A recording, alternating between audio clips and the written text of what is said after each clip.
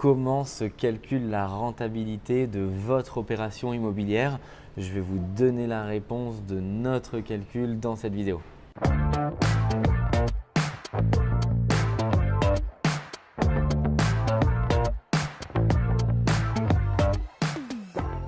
Bonjour à tous, je m'appelle Mickaël Zonta, je dirige la société investissementlocatif.com et mon équipe et moi-même nous accompagnons des centaines d'investisseurs sur le marché à Paris, en région parisienne, à Lyon. J'ai la chance de me trouver aujourd'hui à Monaco, on a une belle vue derrière.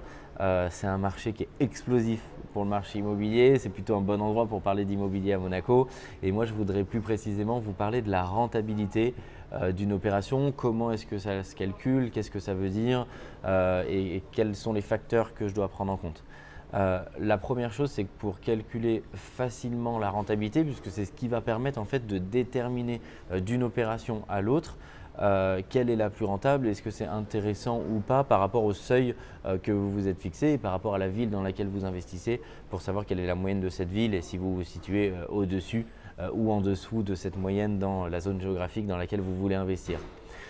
Premièrement, je vous invite à prendre l'entièreté de vos revenus locatifs annuels et à les diviser sur l'ensemble des coûts d'investissement de votre opération. Alors l'ensemble, ça veut dire quoi? Je vous invite à prendre le coût de l'appartement, les frais de notaire, des plans s'il y a un architecte, des travaux si vous en faites, du suivi de travaux s'il y a un prestataire qui suit vos travaux, la décoration, l'ameublement si vous faites du meublé, de manière à ce que ça vous fasse la somme totale et puis vous le multipliez par 100 pour le remettre en pourcentage et ça va vous donner la vision de la rentabilité de votre opération. J'ai la chance d'intervenir dans beaucoup de séminaires, de faire beaucoup de dîners d'investisseurs et il y a souvent cette question qui revient quand on discute avec un investisseur, c'est de dire quelle est ta rentabilité sur l'opération. On a l'impression que le premier répond 10, le deuxième répond 11 et le troisième répond 12% de rentabilité et c'est celui qui a répondu 12% de rentabilité qui a gagné. C'est complètement faux. Je vous invite vraiment à vous retirer au maximum de ce mindset et de cette façon de penser parce que ça va vous faire des mauvaises opérations. Pourquoi? Parce que la rentabilité unique ne peut pas guider votre facteur de décision. Je dis souvent, mieux vaut faire, si on prend cet exemple, mieux vaut faire un bon 6 de rentabilité qu'un mauvais 8 de rentabilité. Si c'est pour détenir un bien en souplex, avec des fenêtres qui sont des meurtrières, il n'y a aucune espèce d'intérêt de faire ce que j'appelle de la mauvaise rentabilité. Deuxième facteur à prendre en compte, et souvent les investisseurs l'oublient, le gros facteur clé de succès dans l'immobilier pour se constituer un empire immobilier, c'est le financement.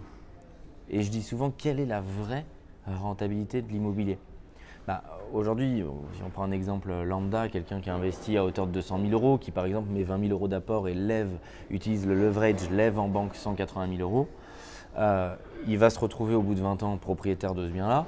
Sur un marché flat, sans inflation, 20 ans après par exemple, il est donc propriétaire de 200 000 euros et on sait très bien qu'on n'est pas sur un marché flat et qu'il va y avoir de la croissance et potentiellement une plus-value. Donc quel est aujourd'hui le placement où vous mettez 20 000 euros et vous revenez dans 20 ans et vous êtes propriétaire d'un montant de 200 000 euros et plus en fonction de l'augmentation de l'immobilier? C'est simple, il n'y en a pas. Ou c'est des placements extrêmement risqués, où vous allez mettre 20 000 euros dans une start-up, 95% de ces start-up vont fermer et les 5% vont effectivement se retrouver avec 200 000 euros et plus. Mais hors épiphénomène, il n'y a aucun placement avec ce type de rendement.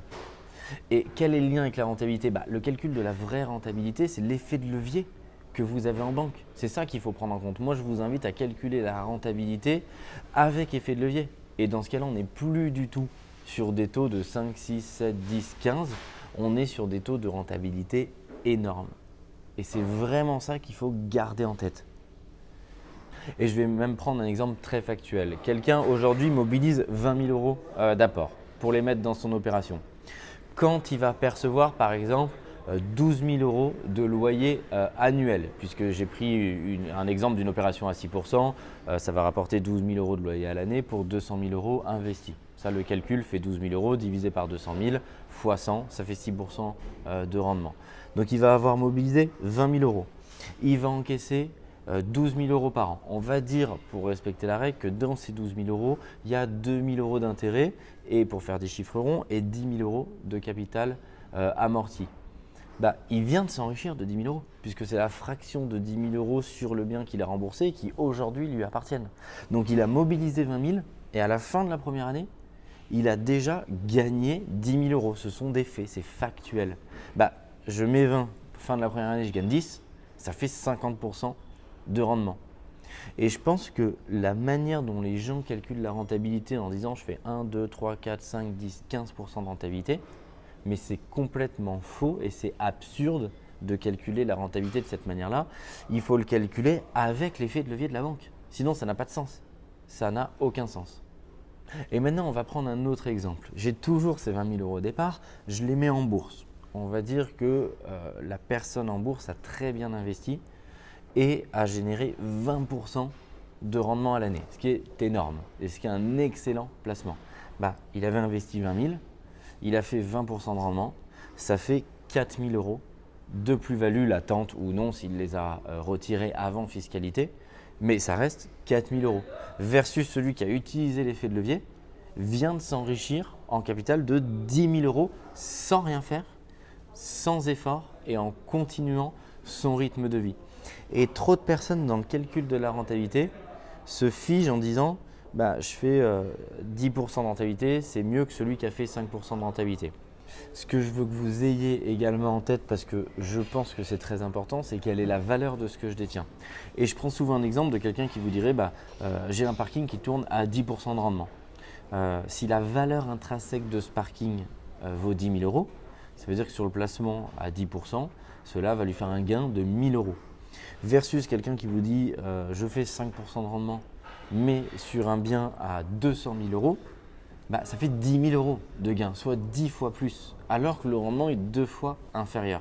Et je pense que c'est ça qu'il faut bien avoir en tête, c'est que le rendement, c'est de loin pas l'unique facteur à prendre en compte dans son choix d'investissement, parce que ce n'est pas forcément ce qui va nous générer à la fois le plus de cash demain. Donc il y a vraiment le facteur à la fois de l'effet de levier à prendre en compte, le facteur de la valeur de ce que je détiens à la fin en termes d'immobilier qui va me permettre de savoir si j'ai envie ou non d'acheter ce bien-là. Je suis sûr que cette vidéo vous aura aidé à prendre une décision peut-être sur un investissement que vous êtes en train de réaliser ou vous êtes en train de réfléchir s'il faut le faire. Je vous invite à vous abonner à la chaîne YouTube pour avoir l'intégralité de mes conseils de manière à gérer parfaitement votre opération immobilière et à avoir de bons conseils au bon moment. Et je vous dis à très bientôt.